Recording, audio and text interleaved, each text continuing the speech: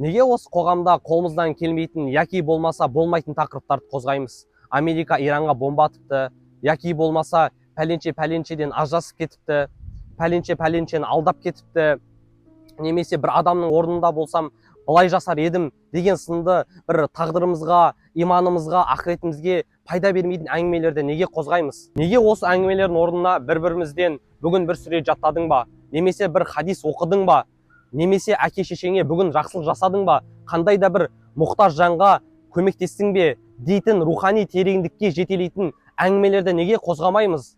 Жалпы қолымыздан келмейтін әңгімелерді қозғаймыз, ал бірақ өзіміздің қолымызда тұрған ең қымбат уақыттың қадірін білмей жатамыз. Жалпы уақыттың қадірін білген өмірдің қадірін біледі. Уақыт дегеніміз қайта келмейтін қонақ, яғни әрбір өткен сәттеріңіз қайта оралмайтын мүмкіндік. Имам Шафиғи, Алла одан разы болсын, былай айтады: уақыт дегеніміз қылыш секілді, сен оны кеспесең, ол сені кеседі деген.